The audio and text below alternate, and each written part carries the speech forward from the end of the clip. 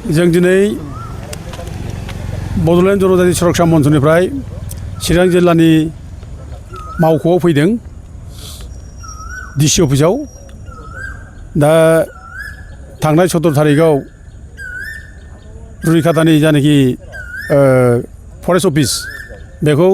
सावथाल उग्रपन्थिफोरा आक्रमण खालामनाय बुख्रुबनाय अस्त्र शस्त्र लुट खालामनाय मटर बुफायनाय आरो अफिसनि प्रपार्टिफोरखौ धंस खालामनाय बिनि सायाव जोङो मेम'रेन्डाम फैदों दा अदेबानि बिनि सिगां जोङो क'क्राझार जिल्ला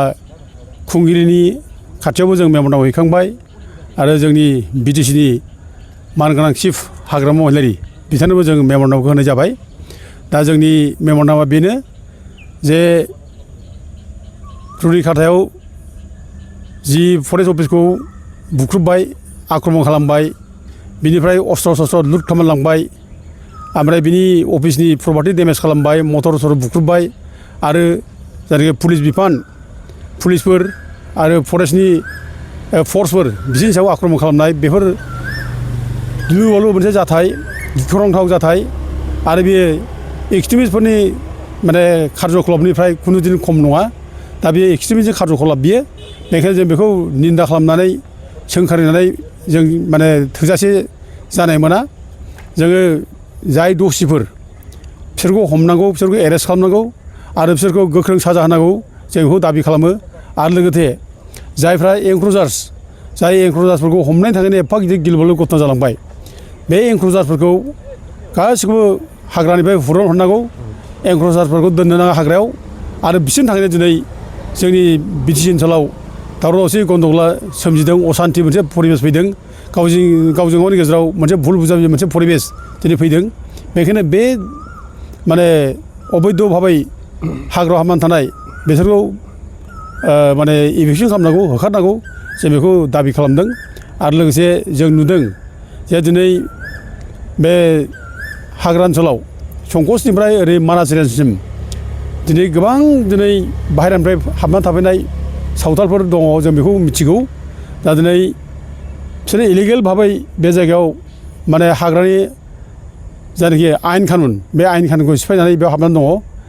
आरो बिसोरो जेराव थादों बे जायगायाव दिनै गोबां मावबादि नक्सालबादि मानसिफ्रा दिनै जायगा लानानै दङ आरो बे मावबादि नक्सालबादि मानसिफ्रानो बे जायगानि थानाय मानसिफोरखौ थुलुंगा होयो आरो बिसोर थुलुंगा होनायनि थाखायनो दिनै बिसोरो साहस मोनो आरो जायगानि मानसिफोरखौ माने सिगिनाय जायगानि मानसिखौ गिख्रंथाव मोनसे रुप देखायनाय बेखौ जों दिनै नुनो मोन्दों जे दिनै बर' मानसिफ्रा नाहा थांग्रा मैहा थांग्रा हाग्रा बंग्रा बन खननानै लायनो थाङो दा बिसोरबो दिनै बिसोरनि गामिथिं थांनो मोनला बिसोरखौ जायगा जायगा होबथानाय जों बेखौ खोनादों मिथिदों जायगानि मानसिफ्रा जोंनो कमप्लेन होदों दा बेफोर माने थांहोयि खार'ना बेनो जे बे जायगायाव गाज्रि मानसिफोर दङ बे गाज्रि मानसिफोरा एक्सप'ज जागोन जोंनि बाहेरा मानसिफोर थांब्ला बेखायनो बाहेरानि मानसिखौ थांहोआ बे जिनिसखौ जों दिनै रोखा मिथिनो मोन्दों दा नक्सालबादि मावबादि मानसिफोर थायो बे बाथ्रा आं बुंनाय बाथ्रा नङा बेखौ अलरेडि पुलिस बिफानानो पुलिसफ्रानो अलरेडि बेखौ बुंनाय जाबाय थांनाय मास मोनथामसोनि सिगां बे क'क्राझार सालाकाटि रेलवे ट्रेकआव जायनाखि बमा होदों बेखौ मावबादिया होदों होननानै पुलिसफ्रा माने बेखौ बुंदों आरो सासे मावबादि गावथारजादों आरो बाखि मावबादिया खारना गदों दा गथे मावबादिफ्रा बबाव दं बिसोरलाय बे हाग्रायावनो गैयाबा दा गथे बिसोरो बे जायगायावनो दङ दा बिसोरखौ हमनांगौ एरेस्ट खालामनांगौ आरो साजा होनांगौ आरो लोगोसे जों दिनै नुगासिनो दं दिनै बे जायगायाव जायनाखि झारखन्डनिफ्राय फैनाय बाहेरनिफ्राय फैनाय मानसि दं होनना बुंदों दा जों ओरैनो मिथियो जे गोबां मानसिफ्रा बे जायगायाव जायफ्रा दङ बिसोरो बे जायगानि भाषाजों खुनु सोमोन्दो गैया हारसा भाषा रोङा असमिया भाषा रोङा बिसोर हिन्दी रायलायो दा बेफोरावनो हमहायो बिसोर बे जायगानि मानसि नङा बेनिखायनो बिसोरबादि मानसिखौ थाबैनो सिनाक्ट खालामनांगौ आरो दिहुननानै बिसोरखौ एरेस्ट खालामनांगौ आरो जेसेबां इलिगेल भाबै हाग्रायाव हाबनानै दं बिसोरखौ होखारनांगौ जों बेखौ दाबि खालामो आरो जायनाखि फरेस्ट राइट्स एक्ट जायनाखि 2006 बे आयेन बादिबा 13 डिसेम्बर 2005नि समनि मोनथाम जेनेरेसन थानाय जानांगौ बे जायफ्रा हेबिचुवेल फरेस्ट दुइलासफोर जेनेबा सावथालफोर नेपालिफोर गुबुन जाथिफोर बिसोरखौ बुंनाय जादों 13 डिसेम्बर 2005नि सिगां मोनथाम जेनेरेसन थानाय जानांगौ मोनसे जेनेरेसनाव 25 बोसोर 75 बोसोर थानाय जानांगौ 75 बोसोरनि बाथ्रा बुङोब्ला माने 1931 सन जानांगौ बे 1931 सनाव बिसोरो बे जायगायाव दंना गैयामोन बेखौ दिनै नायनांगौ दा गथे 1931 सनाव बिसोर बे जायगायाव गैयाब्ला बिसोर बे जायगायाव थानायनि बिसोर अधिकार गैया बिसोर फरेस्ट राइट्स एक्टजों बिसोर माने गनायजानाय मानसि नङा बेखौ बिसोर होखारनांगौ जे बेखौ एस पार माने फरेस्ट राइट्स एक्ट जों बेखौ दाबि खालामो आरो लोगोसे जाने कनजारभेसन एक्ट 1980 बे कनजारभेसन एक्ट 1980 बादियै बे हाग्रायाव खुनु धरनै जाहाथे हा हु होआ रावनिबो हा हु होआ हा हु होनायनि खुनु अधिकार गैया बिफां लाइफां दाननायनि अधिकार गैया दा बिसोर बिटिसिनिफ्रायबो जाहाथे खुनु रावनिबो हा हु होआ फरेस्ट माने कनजारभेसन एक्ट 1980 रुल्स बादियै जाहाथे रावनोबो हा होआ रावनोबो बिफां लाइफां दानो स्कप होआ जों बेखौ बिटिसिखौ खावलायो आरो बे बिटिसिया फरेस्टखौ नायनांगौ फरेस्ट बिफाना बिटिसिनि आन्दार माने कन्ट्रलाव दङ बे ट्रेन्सफार साबजेक्ट फरेस्टआ बिटिसिनि दा गथे गासिबो नायनांगौ दायथ'आ बिटिसिनि दा 1976 आव भारत कन्स्टिटिउसनखौ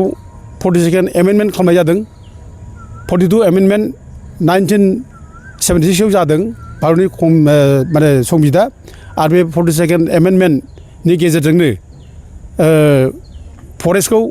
कनकारेन्ट लिस्टआव दोननाय जादों कनकारेन्ट लिस्ट दोननायाव माने फरेस्टआ सेन्ट्रेल गभर्नमेन्टनि आखायाव थादों सेन्ट्रेल गभर्नमेन्टनि आरो बे फरेस्टनि जेसेबां मोजां गाज्रि नायनाय हाग्रा बंग्रा सोरबा सिफायदोंबा बेखौ होबथानाय हाग्रा दानदोंबा होबथानाय सोरबा हा सेना लादोंबा होबथानाय ओमफ्राय सोरबा एनक्रोच खालामदोंबा होबथानाय ओमफ्राय सोरबा जिब जुनार गावथारदों बुथारदों बेखौ होबथानाय बिनि दायथ'आ बे स्टेटफोरनि आरो दिनै कनकारेन्ट साबजेक्ट हिसाबै बिटिसिनो हरदों बेखौ जोंहा बिटिसिआ पावार दं हाग्रा ओनसोलखौ नायनो थाखाय दा बेनिखायनो दा इभिकसन जुदि खालामोब्ला हाग्रामा महिलारिया गोरा जानांगौ इभिकसन खालामोब्ला हाग्रामा महिलारिया बिटिसि चिफआ मात्र डिसिफोरनाव लिरनांगौ जे माने फर्सनि थाखाय जाहाथे फर्स एभेलेबल हरो एक्सन लानो थाखाय मेजिस्ट्रेट माने हरो दा बेखौ बिटिसिनि जायनाखि फरेस्ट डिपार्टमेन्ट डिअफ बा CSD बिसोर माने लिरब्लानो बेखौ माने डिसिआ हरखागोन दा एक्सन जानांगौ जों बेखौ दाबि खालामो आरो बिटिसिआ बे एक्सन हाबाखौ मावनो थाखाय गोरा जानांगौ जों बेखौ बिटिसिनावबो जोङो आसा खालामो आरो लोगोसे जों दिनै खावलायनो लुबैयो बयबो बर'नि आफादफोरखौ जाहाथे बर'नि आफादफ्रा बयबो खौसे जायो गोरा जायो दिनै बे बिराद गिदिर मोनसे थ्रेट बे जोंनि थाखाय शिक्षा लानांगौ जोङो बुजिनांगौ दिनै एफा गिदिर घटना जाबाय बेखौ साधारन घटना साननो नाङा जे जोङो बे माने बिटिसिआव सोरबा सरकाराव फैनो थाखाय जादों होनलायनानै जों दाय दस बारग'लायबाय थानो नागिरनाय बे गाज्रि एनिमिफोरखौ गाज्रि चक्रान्तकारिफोरखौ जों लायहोबाय थानाय बे जानो नाङा बयबो माने मोनसे गारांजों सुरजों बुंनांगौ जे हाग्रा ओनसोलनिफ्राय इलिगेल जानाखि एनक्रोचार्स दं बिसोरखौ होखारनांगौ आरो मावबादिफोरखौबो हमनांगौ आरो लोगोसे जानाखि थांनाय 17 थारिखआव जा माने माबा खालामबाय गाग्लोबबाय फरेस्ट अफिसखौ रुनिखातानि फरेस्ट अफिसखौ बिसोर गासैबो हमनानै साजा होनांगौ बेयाव बयबो गारांसे रावजों बुंनांगौ आं बेखौ बयबो बर' आफादखौ खावलायहरो